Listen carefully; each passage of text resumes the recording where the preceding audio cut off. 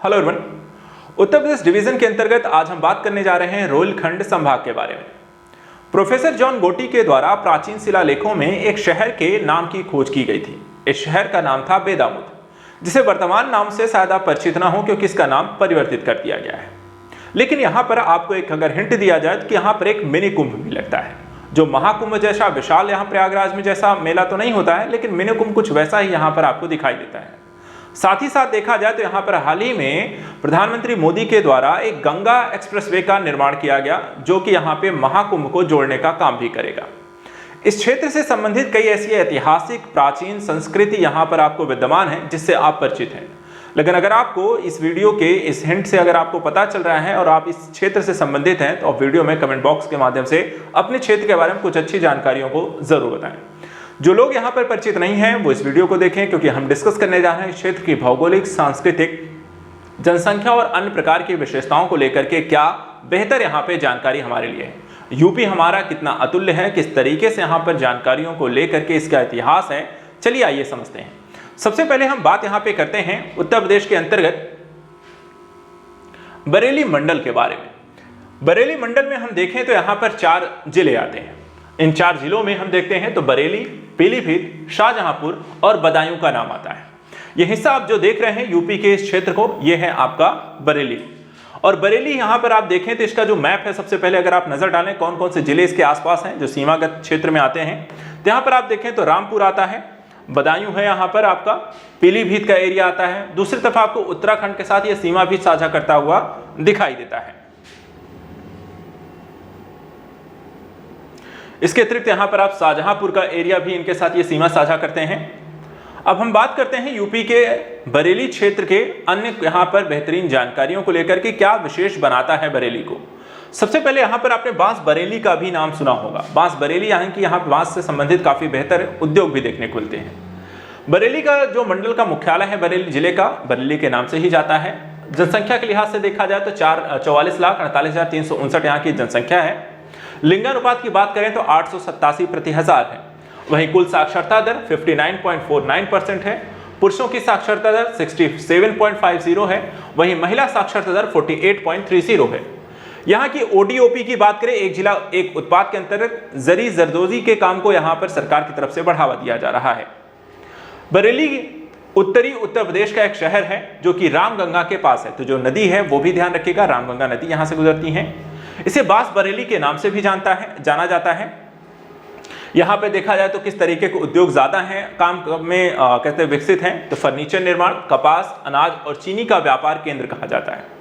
कई सारे महत्वपूर्ण हम देखें तो यहाँ पे संस्थान, संग्रहालय और मुख्यालय हैं, जिसमें से पशु चिकित्सा अनुसंधान संस्थान जो कि इज्जत नगर में पड़ता है, national research centre for meet ये भी इज्जत नगर में है, केंद्रीय पक्षी अनुसंधान संस्थान ये भी इज्जत नगर में है, और central UP chamber of commerce and industry ये आपको देखा जाए तो सभी इस क्षेत्र के प्रमुख संस्थान हैं। कला और संस्कृति की बात करते हैं तो चौबारी का मेला, नरयावली का मेला, उत्तरायणी का मेला और दशहरा 4 प्रमुख मेले इस क्षेत्र में आपको लगते हैं। प्रमुख ऐतिहासिक और सांस्कृतिक स्थलों को भी अगर हम देखें तो लक्ष्मी नारायण का मंदिर, अहिछत्र यानी दिगंबर और श्वेतांबर जैन मंदिर एवं उत्तरी पांचाल की राजधानी यानी कि जैनों का भी यहाँ पे प्रमुख स्थल आपको बरेली में देखने को मिलता है। दरगाह जो है ताजू सरिया बरेली शरीफ दरगाह भी है, लेटे हुए हनुमान जी का मंदिर है। उद्योग के दृष्टिकोण से देखें तो दिया सलाई उद्योग है, बेत की छड़ी और लकड़ी के फर्नीचर भी यहाँ पर बनाए जाते हैं। तो ये तो हो गया बरेली के बारे में। दूसरा जो प्रमुख जिला इस क्षेत्र में आता है वो है पीलीभीत।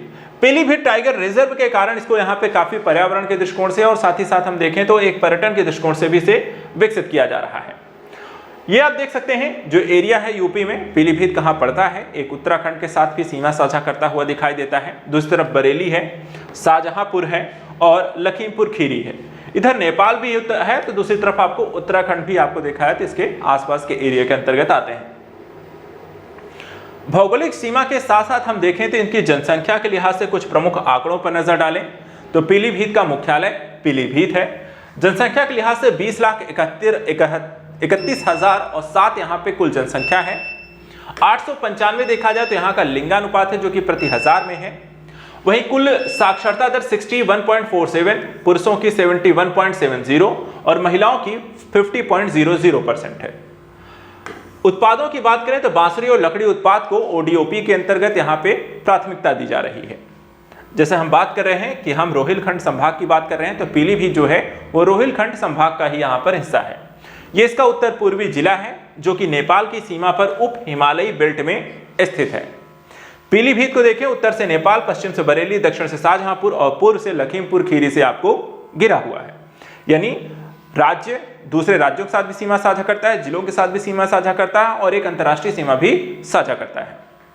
शारदा नहर जिले की प्रमुख नहर है और इसके कई अन्य शाखाएं यहाँ पे जुड़ी हुई हैं। प्रमुख फसल की बात करें इस क्षेत्र की तो गन्ना है। वहीं मझोला, पूरनपुर, बीसलपुर, पीलीभीत में चीनी के 4 कारखाने भी स्थापित हैं। अन्य प्रमुख औद्योगिक इकाइयां कौन कौन सी यहाँ पे कार्यरत हैं? तो इसमें 3 सॉल्वेंट प्लांट है, एक आटा चक्की है, एक स्टील प्लांट है और एक अल्कोहल डिस्टिलरी भी यहाँ पर आपको देखने को मिलता है। वहीं एमएसएमई सेक्टर को भी ये बढ़ावा देते हुए देखे जा रहे हैं। लघु उद्योग में देखा जाए तो चावल मिलें, इंजीनियरिंग इकाइयां, ईंट भट्टे, मोमबत्तियां और मुख्य रूप से बांसुरी निर्माण संबंधी क्षेत्रों में लघु उद्योग आपके शामिल हैं। जैसा हमने कहा कि पर्यटन के दृष्टिकोण से भी पीलीभीत को विकसित किया जा रहा है, तो यहाँ पर हम देखें ओराझार मंदिर है, पीलीभीत टाइगर रिजर्व, गौरी शंकर मंदिर, राजा वेणु टीला, छठवीं पातशाही गुरुद्वारा, दरगाह हजरत शाह मोहम्मद शेर मियां और जामा मस्जिद यहाँ के कुछ प्रमुख पर्यटन स्थल हैं। वहीं दूसरी तरफ हम बात करें कुछ नवीनतम समाचारों के तहत, तो पीलीभीत टाइगर रिजर्व यानी पीटीआर को TOF tigers wild life tourism award भी यहां पर मिला है।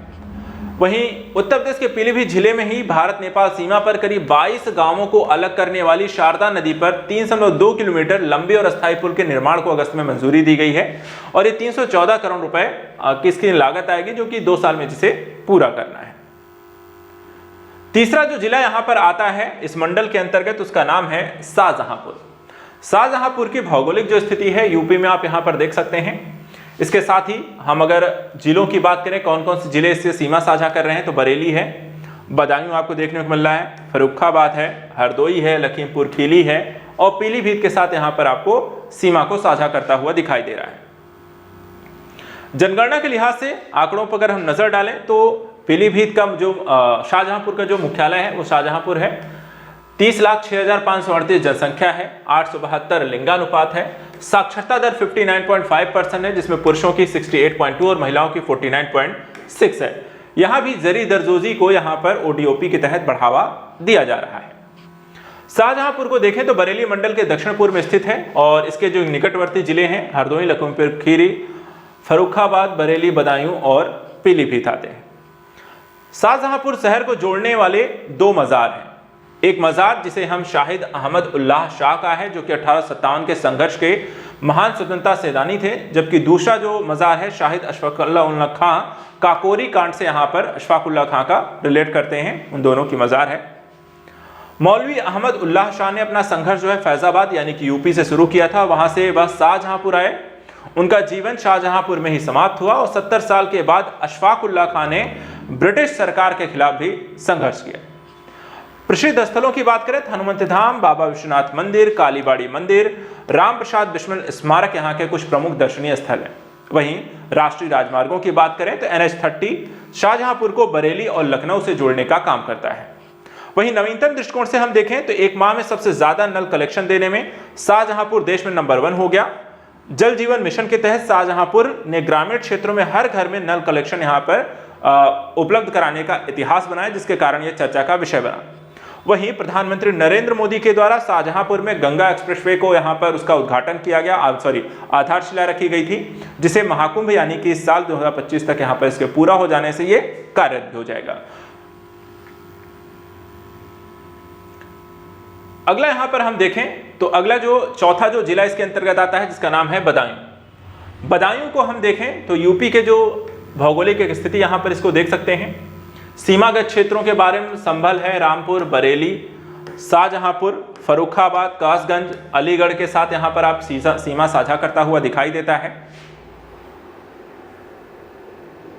वहीं जनसंख्या के दृष्टिकोण से भी अगर हम बात करें तो बदायूं का जो मुख्यालय है बदायूं है।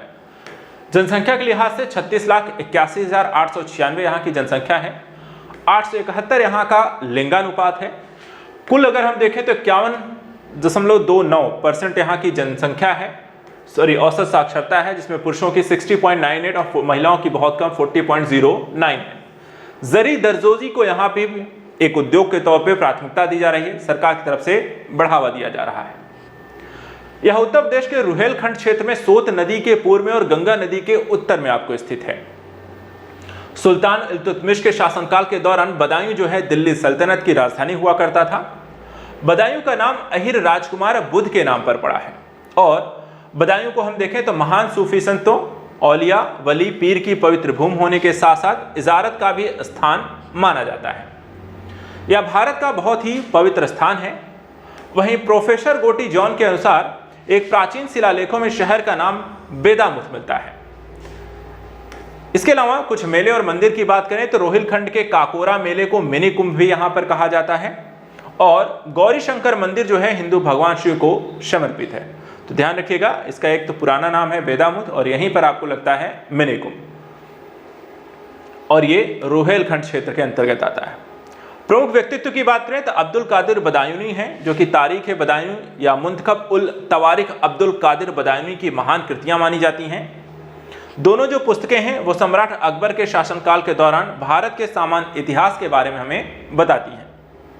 वहीं शेख निजामुद्दीन औलिया की हम बात करें तो इनके चिश्ती संप्रदाय के प्रमुख सूफी संतों में ये एक थे, जिन्हें हजरत निजामुद्दीन या महबूब ए इलाही या ईश्वर के प्रिय के नाम से भी जाना जाता है। प्रसिद्ध स्थानों की हम बात करें तो इस क्षेत्र में मुगल साम्राज्ञी मुमताज महल की बहन श्रीमती परवर बानो का मकबरा बदायूनी जिले के शेखुपुर में स्थित है। वहीं रोजा जो है यह मकबरा मुगल काल के एक इमारत है और नवाब इखलास खान की पत्नी ने अपने पति की याद में रोजा बनवाया था। इसे इस्लाक खान का रोजा भी कहा जाता है। नवीनतम दृष्टिकोणों से क्या नया डेवलप हुआ है तो बदायूं जिले में देखा है तो स्वर्ण जयंती रोजगार योजना के 7 सरस हाट और 3 ग्राम हाट का यहाँ पे निर्माण किया गया। प्रत्येक सरस हाट में 20 दुकानें और प्रत्येक ग्राम हाट में 10 दुकानें यहाँ पर लगाई गई हैं। इसी तरह से इन हाटों के संचालन में स्वयं सहायता समूहों की महिलाओं को करीब 3500 रुपए की मासिक आय अर्जित करने में मदद मिली और उनका यहाँ पे आत्मविश्वास बढ़ा, महिला सशक्तिकरण को बढ़ावा दिया गया। इन्हीं हाटों में विभिन्न उत्पादों की उपलब्धता, ग्रामीण निवासियों की लंबी दूरी की यात्रा के बिना आवश्यक वस्तुओं की खरीद को यहाँ पर सुविधाजनक बनाने पर ध्यान दिया गया है। तो इस तरीके से हमने आज यहाँ पर जिस क्षेत्र के बारे में बात की, यदि आप भी इस क्षेत्र से संबंधित हैं और कुछ ऐसी जानकारी है जो यहाँ पर इस वीडियो में शामिल नहीं है तो आप कमेंट के बॉक्स में यहाँ पे जरूर बताएं। कमेंट करें अपने जिले के बारे में और उस क्षेत्र के यहाँ पे कुछ खास पहलुओं के बारे में, या फिर अगर यहाँ पर आपको अपने जिले के बारे में अच्छे से जानकारी नहीं थी इन क्षेत्रों के बारे में तो वहाँ पर जाकर जरूर देख कर आइए। आज के सत्र में इतना ही। नेक्स्ट वीडियो में हम ऐसे एक और यहाँ पे जिला मंडल के बारे में डिस्कस करेंगे, उसके खास जिलों के बारे में बात करेंगे, उन जिलों के यहाँ पे खास भौगोलिक, सांस्कृतिक, इतिहास के बारे में बात करेंगे। आज के लिए इतना है। Thank you so much and good luck.